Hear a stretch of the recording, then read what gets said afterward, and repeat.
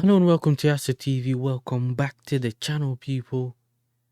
Nicholas Jackson to Bayern Munich. Here we go again.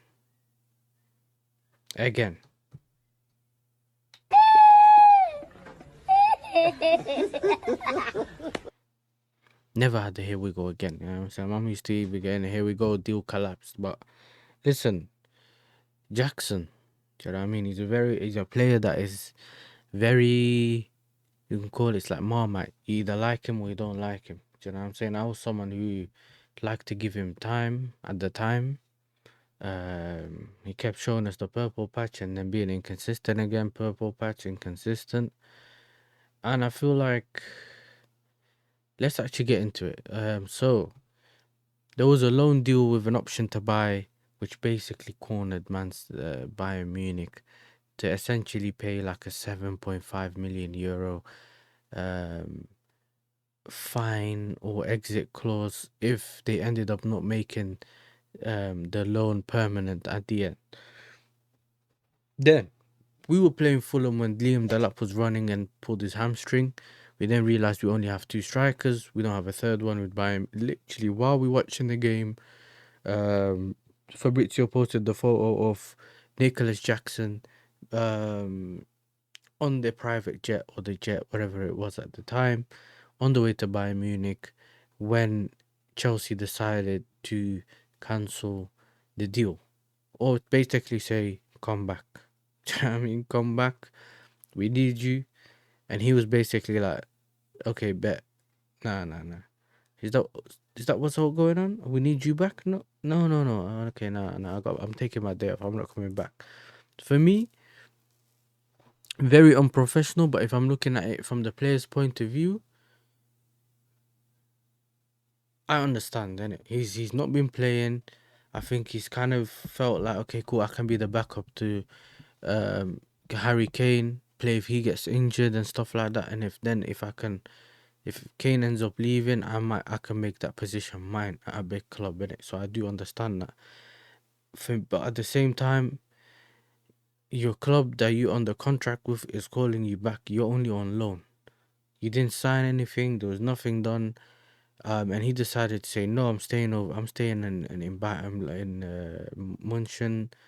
Basically, I'm staying in Munich. Sorry, and there's no way I'm coming back. So in the meantime, we recalled Mark Gu. Big up to Mark Gu as well for that, because from what we heard from Fabrizio, or actually Ben Jacobs, he said that, listen, he's been very professional. He took it very professionally when he found out that we're recalling him. But he has been guaranteed minutes apparently, or he knows that he'll finally will be playing. So it's not a thing where he knows he's not going to be playing like he was last season, where he's just sitting on the bench. So listen, I understand it, but big up to him for also being calm about it and acting professionally and everything. Someone who hasn't really gotten that much minutes last season as well.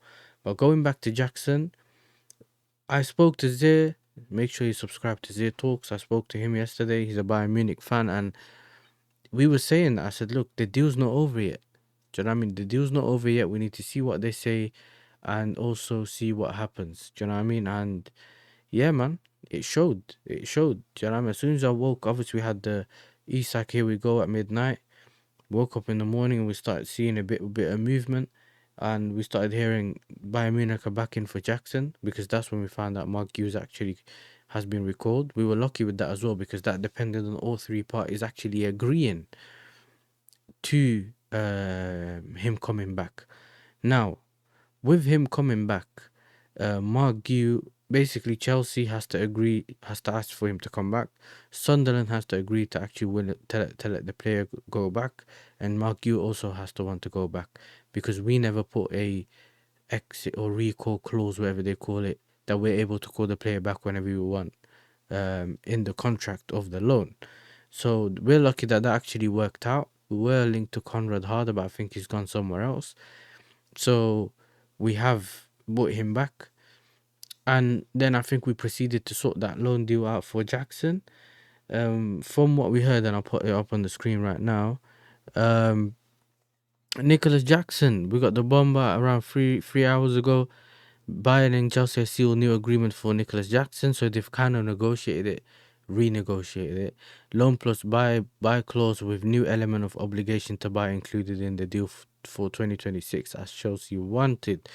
I don't really know what's going on, but I think some people have said this: if he plays a certain amount of games, some people there's a lot of not we don't exactly know what he has to do for it to go to an obligation to buy. But I believe because this says element of obligation, that doesn't make sense. I just think it's probably an obligation to buy. Now, but Jackson already agreed a 5-year deal, so that means he's then for me that means that's an obligation to buy. Because why would he agree a 5-year deal if he's not staying? Anyway, 16.5 million euro loan fee, which is basically a world record fee for a loan. Do you know what I mean? It's crazy how we fleeced them when it came to the loan fee. That was something that I couldn't believe. But if you go back up here, he also says that when we got a higher loan fee from Bayern. I think we then said, you know what, we won't release him, and they ended up increasing it from 15 million to 16.5 million euros. So listen, all in all, business wise, I have no problems with it. I think it's gonna go up to. I think it's like, if you round it up, I think it's a 70 million deal. I think it is something like that. So we were getting our money, and I understand, but I think still Chelsea's business this season, I think it started really well with the whole um João Pedro, with the live João Pedro deals, and seeing people that we already bought before that in Estaval and Esugo and all these people coming in, Andre Santos, but we have not improved our goalkeeping position. We have not improved the centre back position. Even though I know Hato come in and he can play left centre back and left back, I think he'll mainly be playing left back. But then what's going on with our right centre back position? How can we rely on someone like a Fofana this season? And I hope we do. I hope he stays fit and he's available. But that's another story. Nicholas Jackson's just been someone who has been very inconsistent, and I believe, in my opinion, he hasn't taken the opportunity of being Chelsea's number one for 3 seasons almost now serious. And what I mean by that is that I do, as someone and if you understand football, or you've played football, you understand that playing at left wing and playing up front is not the same. We know that he's someone that's come late in his playing career, started a bit later. He's been someone that hasn't necessarily been I think we brought him in to play on the left wing, but Nkunku got injured, so he's played up front under the Poch's literally pre-season when he first came in. And then he had, because he has good link-up play, he can hold the ball up or well, not great, but well.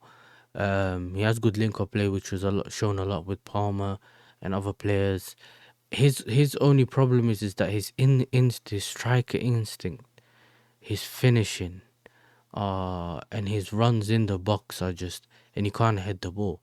Those are the things that are my biggest criticism when it came to Jackson. And then when it became towards his end of his Chelsea career, it was a thing where he was never really, he wasn't calm. I mean, he's always losing his head. He had that throughout all his seasons anyway. He was always getting silly yellow cards, silly yellow cards, silly yellow cards. And I think Poch had a talk with him about it, but it was like, it is what it is. You need to be calm. Like, he was getting, literally shouting at the ref, getting a yellow. And it was like, why? But when it comes to him, I think he'll be a good backup.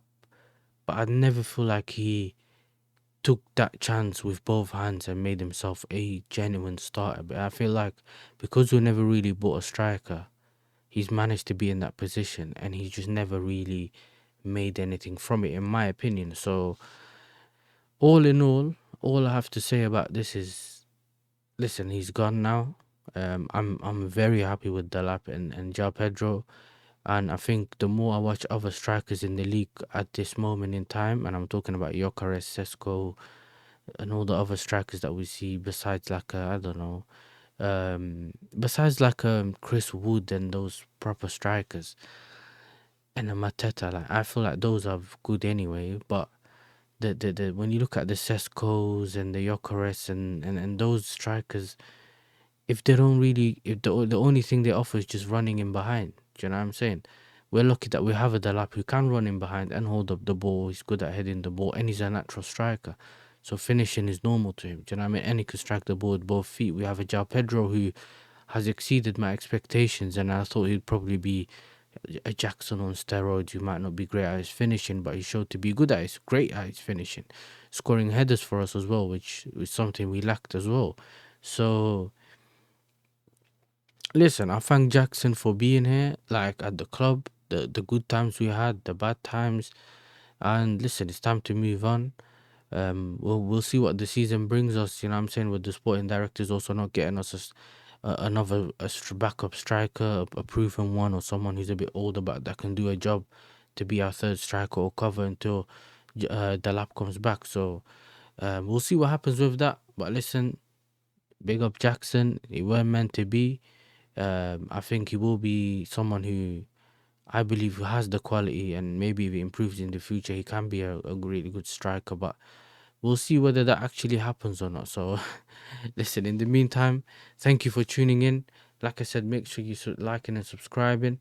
There's literally 66.9% of people that are not subscribed. We're trying to hit 1K. Support the channel. Put your bell notifications on, so you find out exactly when I go live, when I drop the videos. And let me know what your thoughts about the Jackson move in the comments. Was it a good deal? Was it a bad deal? Did Bayern get fleeced, or do you think we let him go too early, or we didn't let him go for enough money? Whatever it is, just let me know in the comments. I literally read everyone's comments. I try to literally respond to everyone's comments. Not like I have so many comments, but I try to make sure I get back to everyone. So let me know your thoughts in the comments below. And listen, I'll see you guys in the next one. Peace.